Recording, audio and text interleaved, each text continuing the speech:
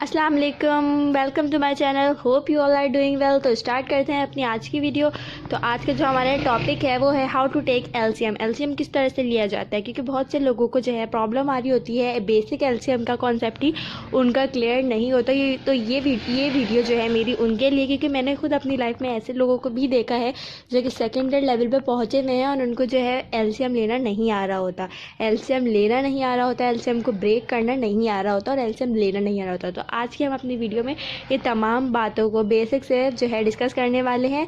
तो video start करने से पहले काइंडली मेरा चैनल सब्सक्राइब कर दीजिए। अगर अभी तक आप लोगों ने मेरा चैनल सब्सक्राइब नहीं किया है तो सब्सक्राइब कर दीजिए और बेल आइकन को भी ज़रूर प्रेस कर दीजिए। और दूसरी बात ये है कि चैनल सब्सक्राइब करने के और वीडियो को लाइक करने के बिल्कुल भी कोई पैसे नहीं लगते हैं, तो आप लोग काइंडली कर दिया करें। तो आगे चलते हैं। तो एक बात और कि पूरी वीडियो को पूरी देखिएगा ताकि आप लोगों के कॉन्सेप्ट्स क्लियर हों और आप लोगों का कोई भी जो की पॉइंट है वो निकले ना। तो हम चलें वीडियो की तरफ चलते हैं। चलिए जी, अब हम स्टार्ट करेंगे बेसिक बात से ना, ठीक है, कि एलसीएम को किस तरह से लेते हैं। एलसीएम लेने के लिए हमें क्या बात जो है याद रखना ज़रूरी है, और एलसीएम लेने के लिए आपको मतलब कैसी कंडीशन दी हुई हो तो आपके दिमाग में आए कि यहाँ पर एलसीएम लिया जाता है। तो उस चीज़ के लिए मैं आपको जो है बताती हूँ कि जब भी दो वैल्यूज़ के बीच में प्लस या माइनस का साइन आ जाए तो वहाँ पर एलसीएम लिया जाता है। कभी भी मल्टीप्लाई या डिवाइड में एलसीएम नहीं लिया जाता, ठीक है, कभी भी नहीं लिया जाता। हमेशा प्लस और माइनस के अंदर ही एलसीएम लिया जाता है, ठीक है। तो ये बात एक पॉइंट आपका ये हो गया, ये सबसे मेन पॉइंट होता है, क्योंकि अक्सर लोग जो है ऐसी कंडीशन भी दी हुई होती है ना कहीं पर, अगर जैसे कि ये हो गया तो लोग इसको मल्टीप्लाई करने के बजाय बोलते हैं इसका एलसीएम ले लो, तो वो इसका एलसीएम लेके जो भी आता है यहाँ कर देते हैं, लेकिन ये चीज़ गलत हो जाती है, ठीक है। तो इस बात को जो है आपने बिल्कुल याद रखना है कि जहाँ पर भी प्लस और माइनस का साइन आए, सिर्फ वहीं पर उन्हीं जगहों पर आपने एलसीएम टेक करना है। अब एलसीएम लेने का तरीका और एलसीएम कैसे लिया जा सकता है और इवन ऑड के एलसीएम का फ़र्क क्या होता है ये देखते हैं। चलिए, जब बात करते हैं एलसीएम लेने के लिए कैसी सिचुएशन कंडीशन आपके पास होनी चाहिए तो आप वहाँ पर जो है एलसीएम को टेक कर सकते हैं और एलसीएम को ले सकते हैं। तो एलसीएम लेने के लिए आपके पास हम बिल्कुल बेसिक से चलेंगे। जैसे कि मैं एक एग्जांपल लेती हूँ, यहाँ पर मैं लिखती हूँ 1/2। और चले जी, तो अब हम जो है सबसे बेसिक एलसीएम से जो है हमने स्टार्ट करा है, तो हमने यहाँ पे बिल्कुल सिंपल सी एग्जांपल लिए 1/2। अब मैं जो है पहले पॉजिटिव साइन से यानी कि प्लस के साइन से स्टार्ट करती हूँ एलसीएम लेना, फिर हम नेगेटिव में लेंगे, फिर प्लस लेंगे और फिर आसान टर्म से मुश्किल की तरफ चलेंगे। तो पहले हमने लिखा सिंपल सा 1/2 जिसको हाफ कहते हैं, और मैंने बीच में लगा दिया प्लस का साइन, और फिर मैंने यहीं पर दोबारा से 1/2।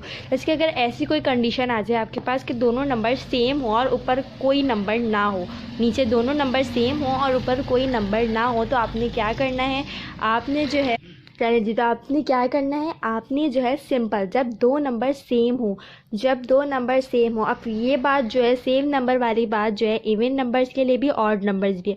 अब एक दफ़ा रिवाइज करते हैं कि इवन ऑड नंबर क्या होते हैं, लेकिन ये बात तो मुझे उम्मीद है कि हम सबको ही पता है कि इवन ऑड क्या होते हैं।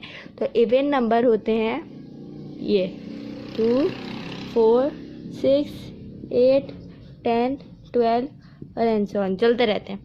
और ऑड नंबर्स क्या होते हैं 1, 3, 5, 7, 9, 11 और चलते रहते हैं इस तरह से। मतलब एक नंबर छूट के इनके जो नंबर 2 के टेबल में आता है वो इवन होता है, जो नहीं आता वो ऑड होता है, ठीक है।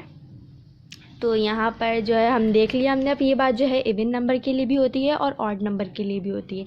अब जब दो नीचे सेम नंबर्स आ जाएं, ठीक है, सेम आ जाए, तो आपने एलसीएम किस तरह से लेना है, आपने सिंपल सा डिवीजन साइन लगाना है, ठीक है। और जब सेम जो वैल्यूज़ आ जाएं तो आपने यहाँ पे बिल्कुल आराम से 2 लिख देना, कोई कैलकुलेशन कुछ नहीं करनी यहाँ पे, ठीक है। आपने जो है जब सेम नंबर आ जाए आपने कोई मल्टीप्लिकेशन कोई एलसीएम कुछ नहीं लेना, आपने डायरेक्ट जो है 2 लिख दिया यहाँ पर।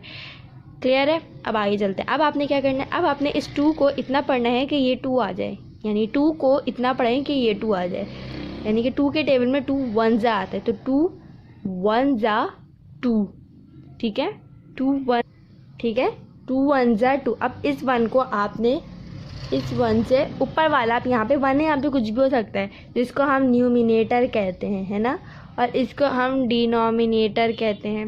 तो इसको जो है आपने मल्टीप्लाई करना है न्यूमिनेटर से, ठीक है।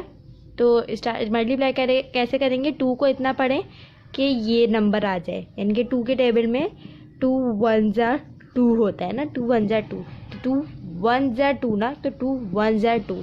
तो अब इस 1 को इतना पढ़ें कि ये 1 आ जाए, यानी कि 1 1 ज़ा 1, तो यहाँ आ गया 1, ठीक है। क्लियर है, बहुत आसान सी बात है। और बीच में साइन वही रहेगा जो आपके क्वेश्चन में, आपकी एग्जाम्पल में आपको गिवन रहेगा। अब यहाँ पर भी बिल्कुल वही काम, 2 को इतना पढ़ें कि 2 आ जाए, यानी कि 2 1 ज़ा 2। तो यहाँ पर जो ये 1 है, इस 1 को दोबारा मल्टीप्लाई करना है आपने इस 1 से। जब आपने इसको इससे मल्टीप्लाई किया तो 1 1 ज़ा 1, ठीक है। ये बहुत आसान सा काम था, अब ये हमने कर लिया। अब हम चलते हैं आगे, इसको मिटा देती हूँ ज़रा, चलें जी। तो अब आपने क्या करना है, आपने सिंपल कैलकुलेशन 1 + 1 2 डिवाइडेड बाय 2, और ये सिंपल डिवाइड कर दिया, कैंसिल, 1 आया आपका आंसर। ये बिल्कुल बच्चों वाला, बिल्कुल आसान एलसीएम था, बिल्कुल इसमें कुछ करना ही नहीं था, और मैंने नंबर भी बिल्कुल आसान वाला लिया था आप लोगों की आसानी के लिए। लेकिन अब हम चलते हैं मुश्किल की तरफ, तो जो हमारी सेकंड एग्जाम्पल है हम उसको देखते हैं। जब मजीद एग्जाम्पल्स करते हैं, 1 2 एग्जाम्पल से इस बात को हम और सही से समझते हैं।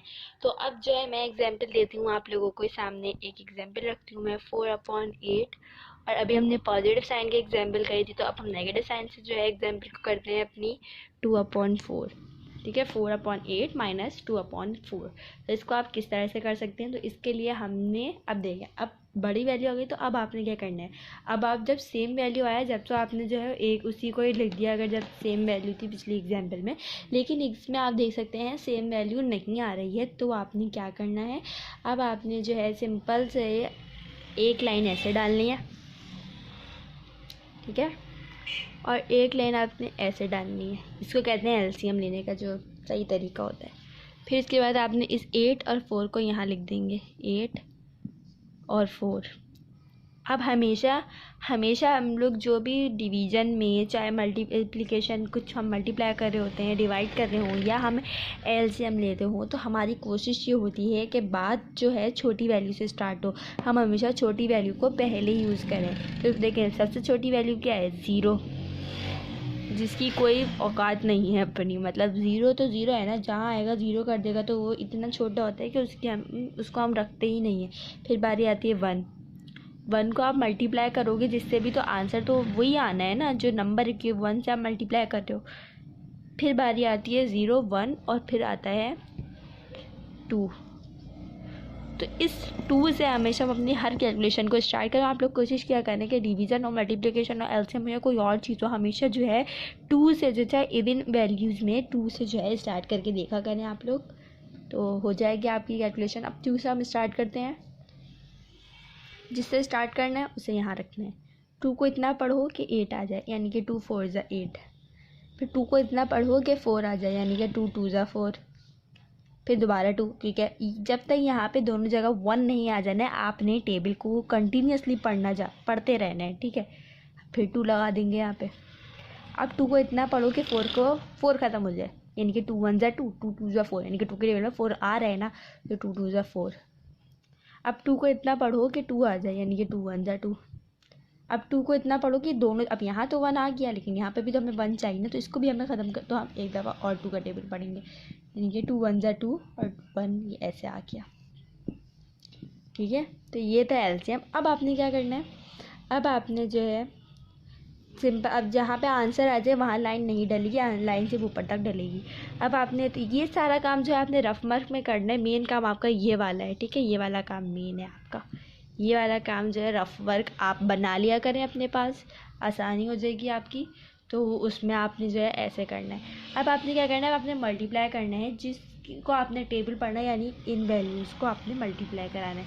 तो 2 2 ज़ा 4, फिर 2 2 ज़ा 4 2 ज़ा 8, यानी कि 2 2 ज़ा 4 4 2 ज़ा 8, यानी कि एलसीएम आपका क्या आ गया, 8। तो यहाँ हमने लिख दिया 8, ठीक है। 8 को ज़्यादा ही अजीब सा 8 बना है, सही कर लेते हैं इसको, ठीक है। 8 अच्छा, अब आपने टेबल पढ़ना है, मल्टीप्लाई करना है सिंपल, जो हमने पहले क्वेश्चन में पहले एग्जाम्पल में करते हैं बिल्कुल उसी तरह से करना है।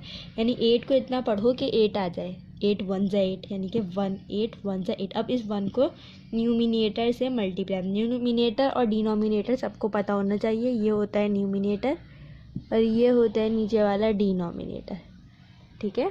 ऊपर वाला न्यूमिनेटर, नीचे वाला डिनोमिनेटर। एलसीएम हमेशा डिनोमिनेटर का लिया जाता है, यानी कि ये वाली चीज़ों का लिया जाता है। तो 8 1 जा 8 और 1 4 जा 4। साइन हमेशा वही आएगा जो बीच में लगा हुआ हो, चाहे वो प्लस हो या नेगेटिव हो, हमेशा प्लस या माइनस में एलसीएम होता है, मल्टीप्लाई या डिवाइड में नहीं होता, ठीक है। इसमें होता है, इसमें नहीं होता। तो अब जो है 8 को इतना पढ़ो 4 आ जाए, 4 को इतना पढ़ो 8 आ जाए। ऑब्वियसली 8 बड़ा नंबर है, 4 छोटा नंबर, 8 के टेबल में 4 नहीं आता, तो 4 के टेबल में 8 तो आता है, तो आप 4 को पढ़ लो। तो भाई 2 1 जा करो या 1 2 जा करो, बात तो एक ही होती है ना। तो अब आप 8 4 जा अगर नहीं हो पा रहा तो आप 4 8 जा करो, यानी कि 4 2 जा 8। अब इस 2 को न्यूमिनेटर से मल्टीप्लाई करा दो, यानी कि 2 2 जा 4, बीच में साइन नेगेटिव, ठीक है। समझ आ रहा है ना, मुझे लग रहा है, उम्मीद है समझ आ रहा होगा आपको। तो ये रफ कॉलम था, तो मैं इसको जो है यहाँ से मिटा रही हूँ जगह की कमी की वजह से। तो यहाँ आ जाएगा 2/4, तो ठीक है, तो ऐसे हो जाएगा, ठीक है।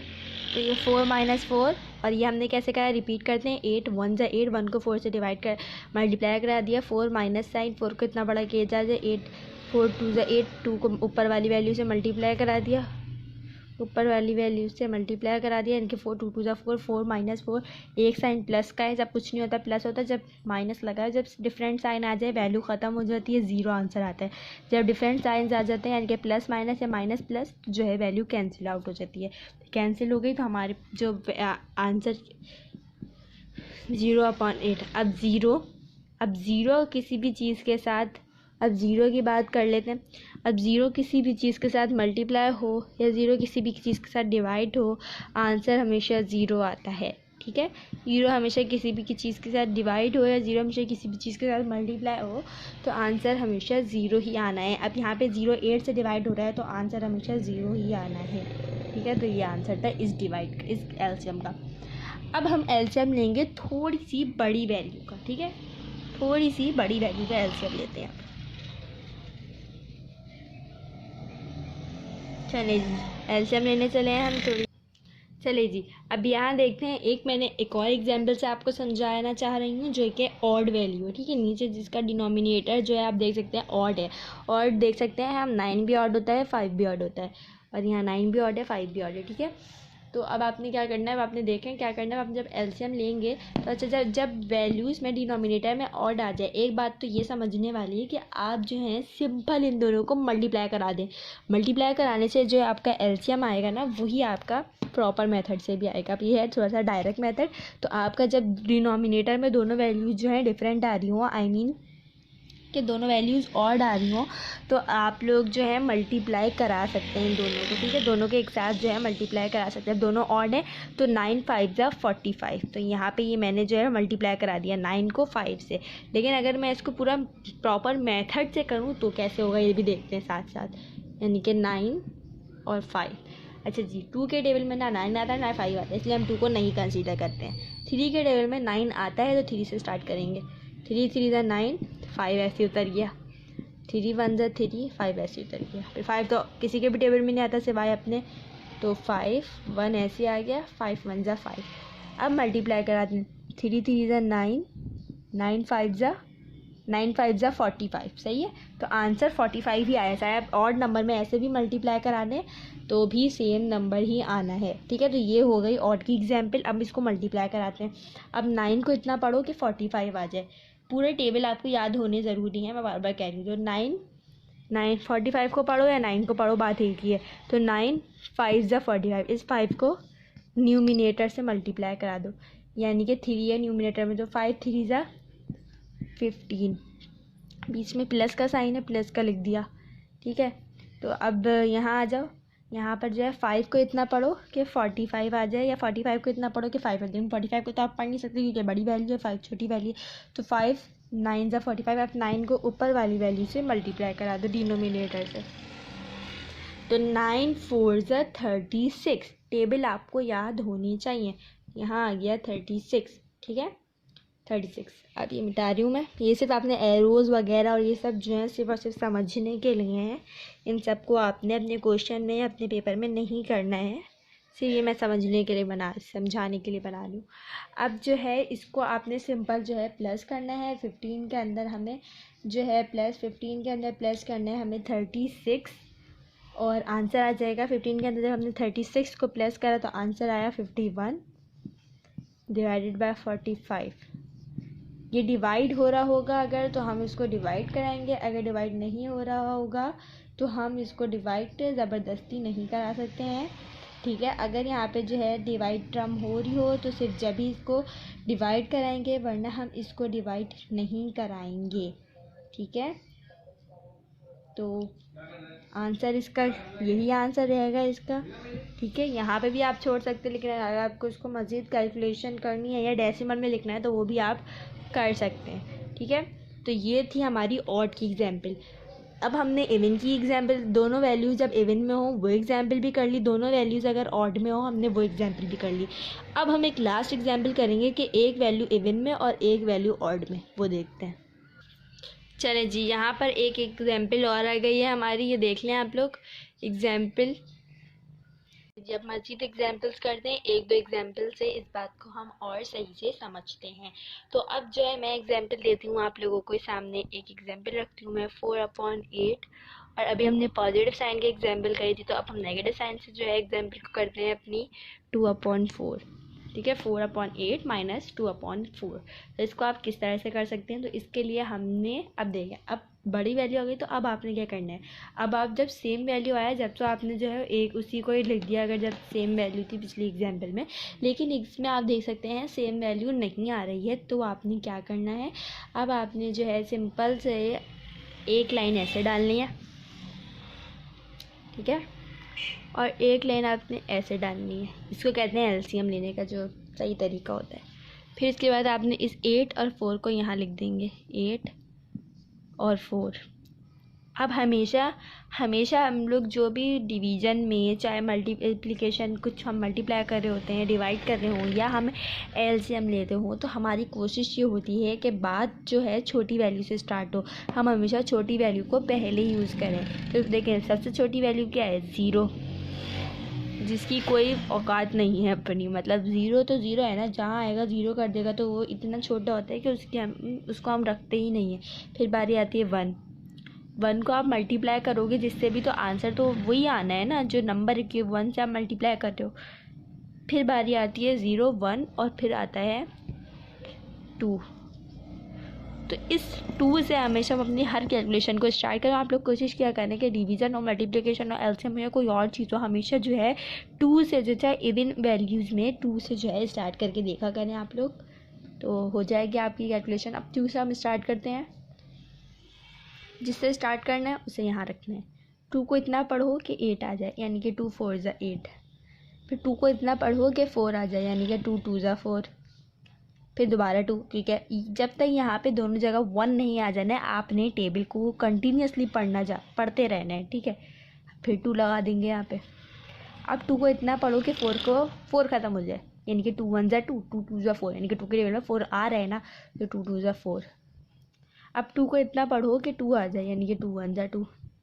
अब 2 को इतना पढ़ो कि दोनों, अब यहाँ तो 1 आ गया, लेकिन यहाँ पे भी तो हमें 1 चाहिए ना, तो इसको भी हमें ख़त्म कर, तो हम एक दफ़ा और 2 का टेबल पढ़ेंगे, यानी कि 2 1 ज़ा 2 और 1 ये ऐसे आ गया, ठीक है। तो ये था एलसीएम। अब आपने क्या करना है, अब आपने जो है सिंपल, अब जहाँ पे आंसर आ जाए वहाँ लाइन नहीं डलेगी, लाइन से ऊपर तक डलेगी। अब आपने तो ये सारा काम जो है आपने रफ वर्क में करना है। मेन काम आपका ये वाला है, ठीक है, ये वाला काम मेन है आपका। ये वाला काम जो है रफ वर्क आप बना लिया करें अपने पास, आसानी हो जाएगी आपकी। तो उसमें आपने जो है ऐसे करना है। अब आपने क्या करना है, आपने मल्टीप्लाई करना है, जिसको आपने टेबल पढ़ना है, यानी इन वैल्यूज़ को आपने मल्टीप्लाई कराना है। तो 2 2 ज़ा 4, फिर 2 2 ज़ा 4 2 ज़ा 8, यानी कि 2 2 ज़ा 4, 4 2 ज़ा 8, यानी कि एलसीएम आपका क्या आ गया, 8। तो यहाँ हमने लिख दिया 8, ठीक है। 8 को ज़्यादा ही अजीब सा 8 बना है, सही कर लेते हैं इसको। ठीक है 8। अच्छा, अब आपने टेबल पढ़ना है, मल्टीप्लाई करना है सिंपल, जो हमने पहले क्वेश्चन में पहले एग्जाम्पल में करते हैं बिल्कुल उसी तरह से करना है। यानी 8 को इतना पढ़ो कि 8 आ जाए, 8 1 जा 8, यानी कि 1 8 1 जा 8। अब इस 1 को न्यूमिनेटर से मल्टीप्लाई, न्यूमिनेटर और डिनोमिनेटर सबको पता होना चाहिए, ये होता है न्यूमिनेटर और ये होता है नीचे वाला डिनोमिनेटर। ठीक है, ऊपर वाला न्यूमिनेटर, नीचे वाला डिनोमिनेटर। एलसीएम हमेशा डिनोमिनेटर का लिया जाता है, यानी कि ये वाली चीज़ों का लिया जाता है। तो 8 1 जा 8 और 1 4 जा 4। साइन हमेशा वही आएगा जो बीच में लगा हुआ हो, चाहे वो प्लस हो या नेगेटिव हो। हमेशा प्लस या माइनस में एलसीएम होता है, मल्टीप्लाई या डिवाइड में नहीं होता। ठीक है, इसमें होता है, इसमें नहीं होता। तो अब जो है 8 को इतना पढ़ो 4 आ जाए, 4 को इतना पढ़ो 8 आ जाए। ऑब्वियसली 8 बड़ा नंबर है, 4 छोटा नंबर। 8 के टेबल में 4 नहीं आता, तो 4 के टेबल में 8 तो आता है, तो आप 4 को पढ़ लो। तो भाई 2 1 जा करो या 1 2 जा करो, बात तो एक ही होती है ना। तो अब आप 8 4 जा अगर नहीं हो पा रहा तो आप 4 8 जा करो, यानी कि 4 2 जा 8। अब इस 2 को न्यूमिनेटर से मल्टीप्लाई करा दो, यानी कि 2 2 जा 4, बीच में साइन नेगेटिव। ठीक है, समझ आ रहा है ना? मुझे लग रहा है, उम्मीद है समझ आ रहा होगा आपको। तो ये रफ कॉलम था, तो मैं इसको जो है यहाँ से मिटा रही हूँ जगह की कमी की वजह से। तो यहाँ आ जाएगा 2/4। तो ठीक है, तो सीखा कि एलसीएम को किस तरह निकाला जाता है। बिल्कुल बेसिक बात थी है, लेकिन इसमें भी बहुत से स्टूडेंट्स को कन्फ्यूजन होती है और बहुत ही बड़ी क्लासेस में भी आ जाते हैं, तो उनका जो है ये कॉन्सेप्ट जो है वो क्लियर नहीं होता कि मल्टीप्लाई न्यूमिनेटर से होता है, डिनोमिनेटर से होता है। तो आज की इस वीडियो में हमने ये तमाम चीज़ें समझी हैं। अब मैं एक दफ़ा जो है आप लोगों को सारी बातें बताती हूँ हमने आज क्या क्या करा, फिर हमारी वीडियो को हम ख़त्म कर देंगे। तो देखते हैं हमने आज क्या क्या करा। हमने जो है आज एलसीएम लेना समझा। चलिए जी, तो ये 4 जो है हमने कंडीशंस पढ़ी कि जब जो है दोनों वैल्यूज़ जो हैं सेम होंगी, और जब दोनों वैल्यूज़ इवन होंगी, और जब दोनों वैल्यूज़ ऑड होंगे, और जब एक वैल्यू जो है आपकी इवन होगी और एक वैल्यू आपकी ऑड होगी। तो इन तमाम तरीक़ों से आपके एलसीएम जो है आ सकता है, और आपको मैंने आज की वीडियो में तमाम चारों कंडीशंस में जो है एलसीएम को करना बताया है। जब दोनों सेम हो, जब दोनों इवन हो, जब दोनों ऑड हो, जब एक इवन हो एक ऑड हो, तो आपने किस तरह से एलसीएम लेना है। उम्मीद करती हूँ कि ये वीडियो आपको ज़रूर पसंद आएगी। अगर आपको ये वीडियो पसंद आए तो प्लीज़ इसको अपने फ्रेंड्स को भी शेयर करें, ताकि वो लोग भी इससे जो है फ़ायदा उठा सकें। और don't forget to subscribe my channel. Hope you all are fine, और अपना बहुत बहुत ख्याल रखिएगा। इसके अलावा ये कि अल्लाह हाफिज़।